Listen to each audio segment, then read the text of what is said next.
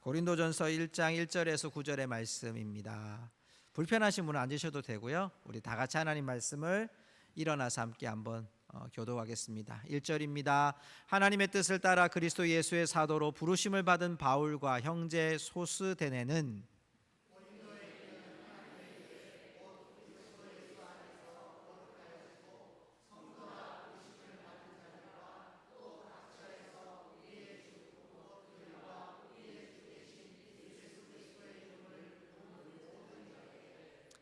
하나님 우리 아버지와 주 예수 그리스도로부터 은혜와 평강이 있기를 원하노라.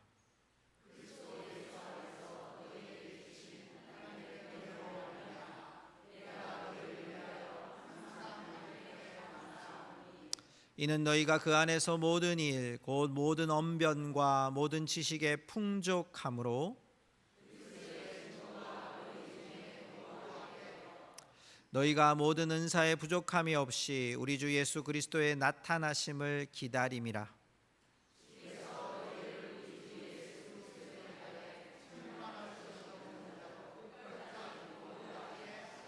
우리 다 같이 9절 읽습니다. 너희를 불러 그의 아들 예수 그리스도 우리 주와 더불어 교제하게 하시는 하나님은 미쁘시도다. 아멘. 오늘은 우리가 맥주 감사 주일로 또 7월의 첫 번째 주일로 또 오늘부터 우리 고린도전서를 시작하는 날로 지키고 있습니다. 지난 주간에 여러분 굉장히 새로 태어난 날이 되신 거 아세요? 6월 28일부터 여러분의 나이가 만 나이로 기준으로 바뀌었어요. 저는 2살이나 어려졌어요. 네. 아직 생일이 안 지났기 때문에 2살이나 어려졌어요. 우리 옆에 분에게 이렇게 한번 인사할까요? 다시 시작하는 생애 축복합니다. 네. 젊어진다는 것은요, 누구에게나 행복한 일이고요. 조금이라도 젊게 나오면 또 사진이나 또 우리의 나이가 이렇게 국가에서 이렇게 정해져서 나이가 줄어드는 경우는 처음인 것 같은데 기분이 나쁘진 않습니다. 여러분, 우리의 인생에 뭔가가 새로워지고 또 달라지고 나의 존재감이 좀 달라질 때 참 기분이 좋죠. 우리 인생에 살아가다 보면 새로운 길을 가는 경우들을 보게 돼요. 우리가 자동차를 타고 가도 새로운 길을 가게 되고요. 바다도 저렇게 보이지만 바다에도 여러분 해로가 있어서 바닷길도 이렇게 가게 돼요. 하늘도 당연히 하늘길이 따로 있습니다. 근데 우리의 인생에도 여러 가지 길을 맞이하죠. 여러분의 직업이나 직장이나 또 삶의 여러 가지 터전들을 살아가야 될 길들이 일어납니다. 또 이사도 해야 될 때도 있고 직장을 이직해야 되는 경우도 있고 학교를 옮기는 경우들도 있고요. 여러 가지 길들이 우리 속에서 있어요. 열심히 살아왔다고 생각했던 그 길이 때로는 열심히 달려온 그 길 속에 방향을 잃을 때가 종종 일어날 때가 있습니다. 아무것도 아닌 일 같은데 방향을 잃어버린 것 같아요. 길을 못 찾는 것 같아요. 어떻게 해야 될지를 모르는 경우들을 종종 만나요. 지난 한 주간 저한테 굉장히 힘든 일이 하나 있었어요. 그게 뭐냐면 우리 리모델링 하고 난 다음에 없어진 게 있었어요. 그게 뭐냐면 제 노트북의 전원 어댑터였어요. 이게 다른 건 없어지면 괜찮은데 전원선이 없어지니까 아무것도 못하는 거야. 노트북 안에 있는 모든 것들을 할 수 없는 거야. 하루 이틀을 찾았어요. 안 되는 거예요. 그래서 제가 제 아들한테 부탁을 해서 전원 어댑터를 이제 주문을 했단 말이에요. 그래서 기뻐서 이제 수요일 날 딱 와서 야, 드디어 이제 이거 할 수 있겠다 딱 봤더니 안 맞는 거예요. 야, 이게 지금 제 속이 부글부글 끓기 시작한 거지. 자, 예배 드려야 되죠. 설교 준비해야 되죠. 주보해야 되죠. 할 일이 태산 같은데 전원선 하나 때문에 길을 잃어버리는 거예요. 프린터도 안 되고 아무것도 안 되는 거예요. 근데 사람은요, 극한 곳으로 가면 머리가 비상해지더라고요. 제가 우리 이렇게 인터넷을 보면서 깨닫게 됐는데요. 노트북이 없어도 프린트할 수 있는 방법이 있더라고요. 핸드폰으로 프린트하는 방법이 있더라고요. 우리 교회 프린터는 핸드폰으로 프린트를 할 수 있는 기종이더라고요. 그래서 그걸로 프린트를 했어요. 그리고 또 주문을 해서 결국 그 금요일 날 이 전원선이 와서 꼽는 순간 제가 환호성을 질렀어요. 여러분, 우리 안에 그런 작은 일도 때로는 우리 한 주간의 제 마음을 요동치게 하는데요, 삶의 인생에 잘 갔다고 생각했는데 부딪히는 일들이 벌어져요.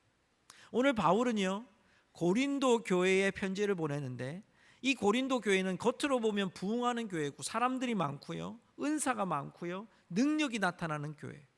그런데 이 안에, 교회 안에 안타까운 분쟁의 소식을 듣고 바울이 편지를 보내는 것이 바로 고린도 전서예요. 바울이 2차 전도 여행 때 열심히 복음을 전했습니다. 보통은 오랫동안 머물지 않아요.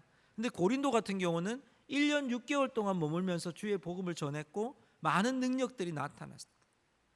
그런데 여러분, 이런 상황 속에서 들려왔던 이 교회의 갈등과 분열의 소식은 바울에게 정말 어쩌면 교회에게도 길을 잃어버린 것 같은 거예요.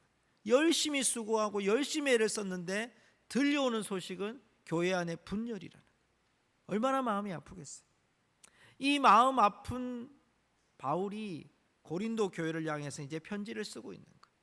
저는 오늘 이 말씀을 쭉 읽으면서 우리가 열심히 달려온 지난 6개월, 그리고 이제 달려가야 될 6개월 속에서 우리의 믿음의 길을 점검하고, 또 우리가 그 믿음의 길에서 벗어나 있다면 그 믿음의 궤도에 다시 그 길로 돌아올 수 있는, 고린도 전서를 통해서 깨달을 수 있는 그 은혜가 있기를 주님의 이름으로 축복합니다.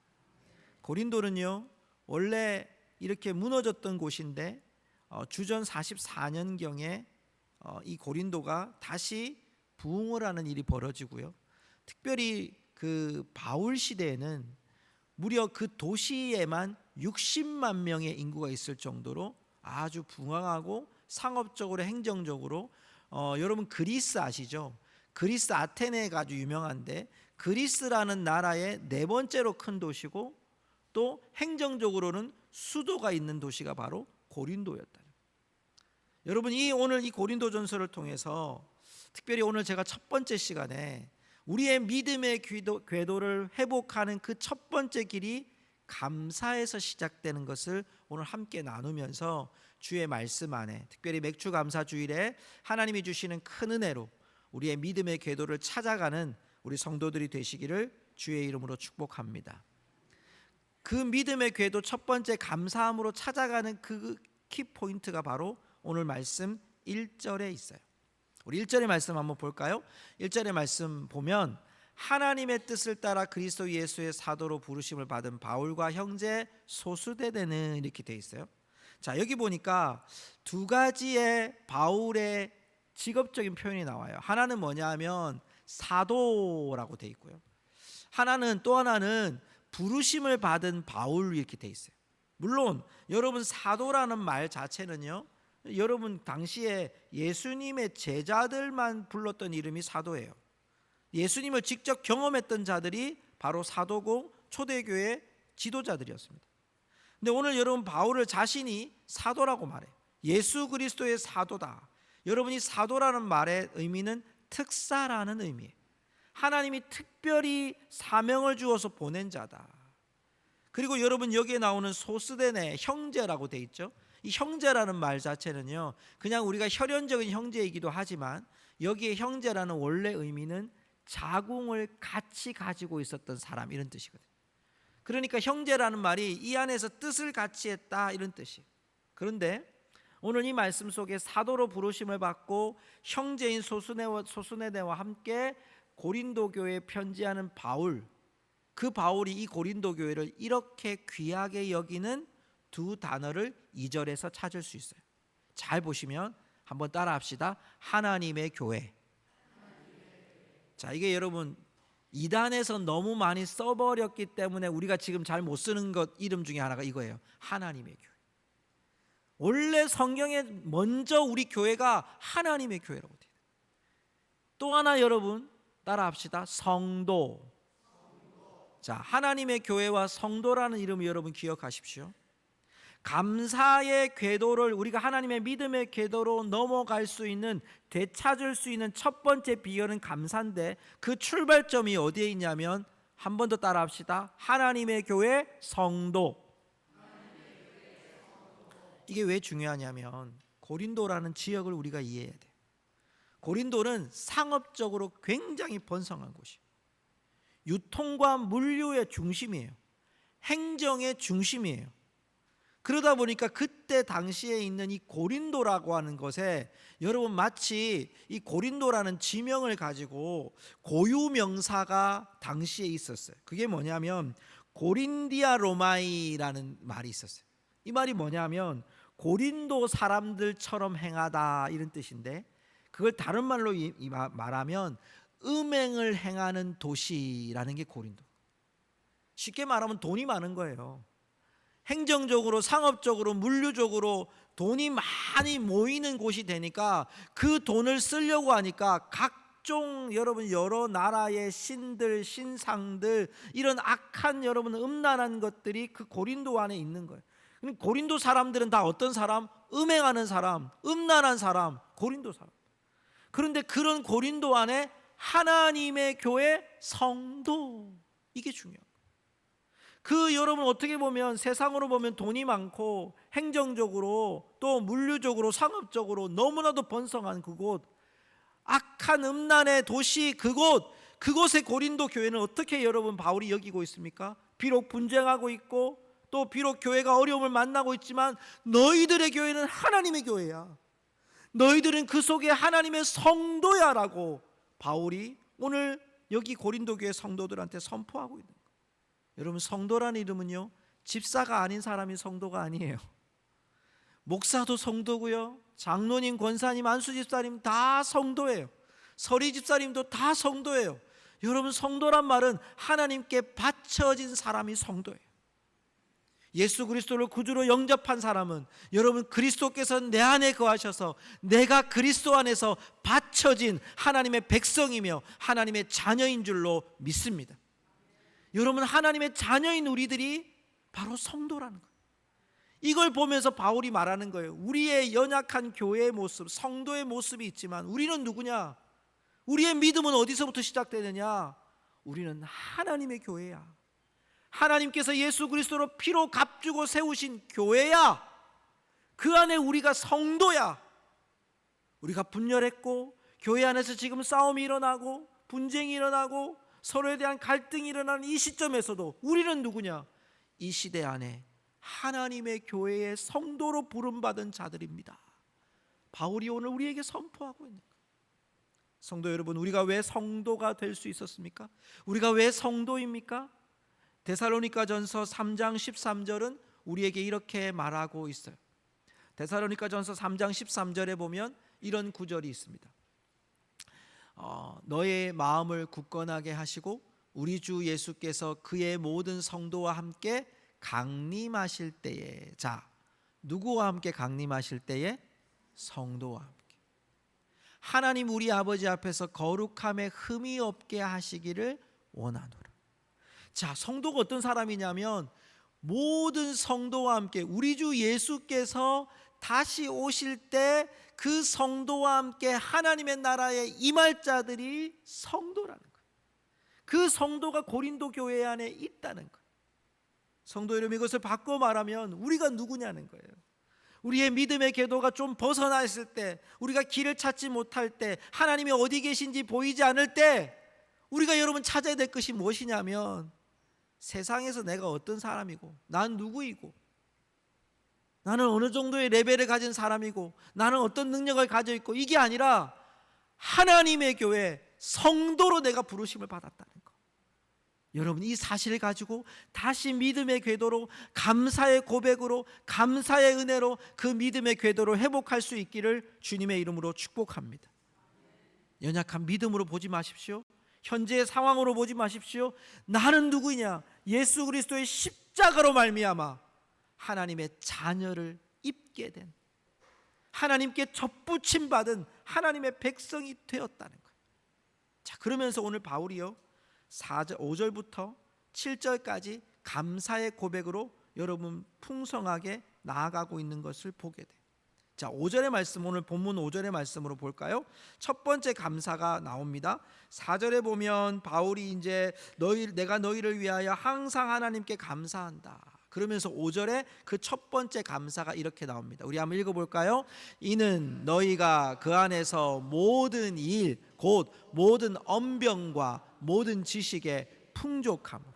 왜 내가 감사하느냐 하면 너희가 지식에 풍족함으로, 너희가 언변과 모든 지식에 풍족함으로.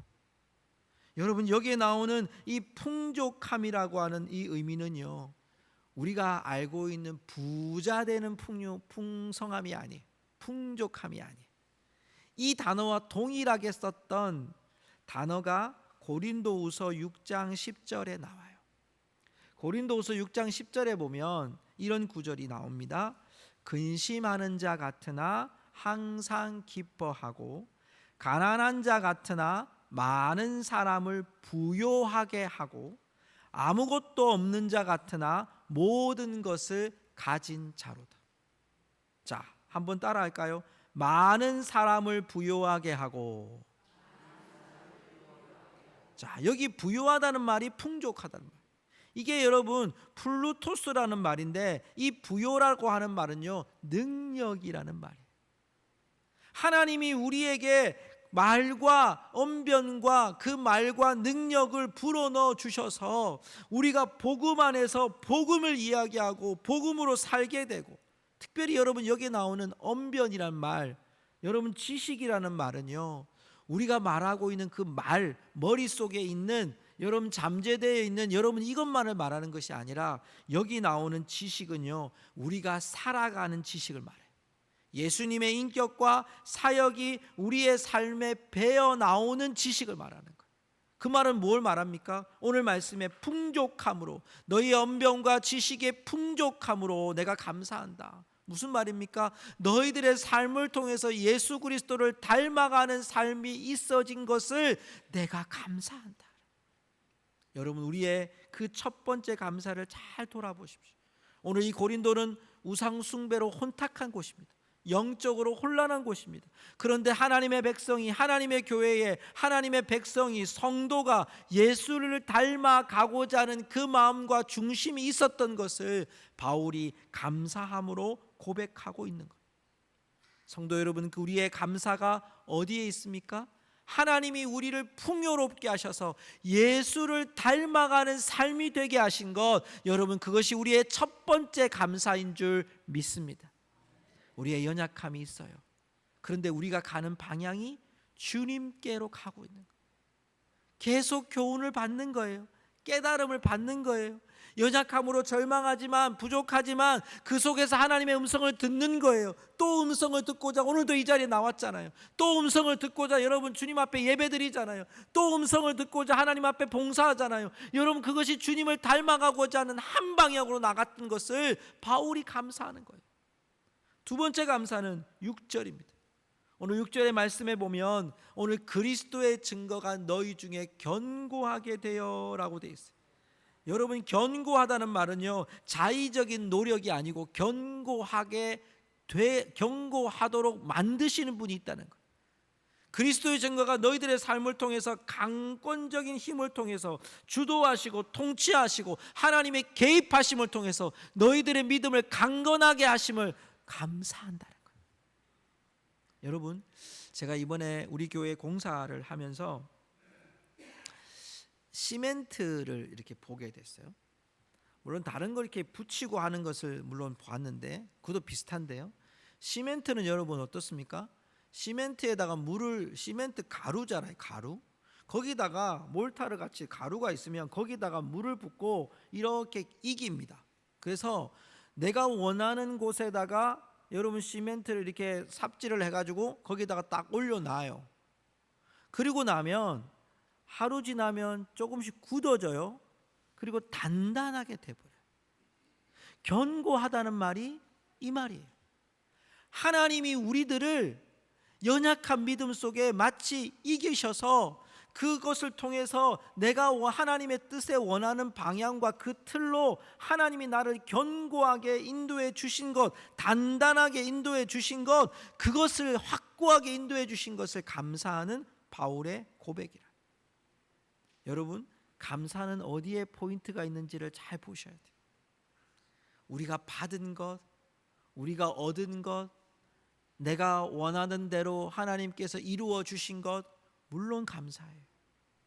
그러나 여러분, 이것보다 더 깊은 감사의 그 심에는 어디에 있냐면 하나님의 강권적인 역사를 인정하는 것이 감사가 되어야 돼요. 내가 할 수 없었는데 하나님이 하셨습니다. 이건 하나님만이 하신 겁니다. 이건 하나님께서만이 주장하셨습니다. 내 모든 삶이 하나님이 나를 견고하게 했고 하나님 나를 확실하게 했고 하나님 나를 이끌어 주셨습니다라고 고백하는 것이 참된 감사인 거죠. 여러분, 그 감사가 7절의 말씀으로 보십시오. 오늘 본문 말씀 7절로 넘어가면 우리 같이 한번 읽어보겠습니다. 너희가 모든 은사에 부족함이 없이 우리 주 예수 그리스도의 나타나심을 기다리며. 자, 감사가 여기서 끝나지 않고요. 감사가 하나님이 견고케 하셨어요. 하나님께서 부요하게 하셨어요. 여기서 끝나지 않고 이 감사가 7절에 어디까지 가냐? 우리 주 예수 그리스도의 나타나심을 기다리는 것이 감사한 거죠. 그러니까 마지막이 뭡니까? 감사는 받은 것, 얻은 것 이것만 헤아리는 게 아니라 그것 때문에 내가 하나님께 계속해서 주님의 뜻을 생각하면서 주님이 다시 오심을 기다리는 데까지 가는 게 감사였다는 거예요. 성도 여러분, 제가 오늘 유치부 설교를 하면서 아이들한테 물어봤어요. 유치부 아이들한테 명절날 세뱃돈을 받아본 사람 이랬더니 다 받아봤더래요. 여러분, 세뱃돈을 다 받고 저희도 받아봤어요.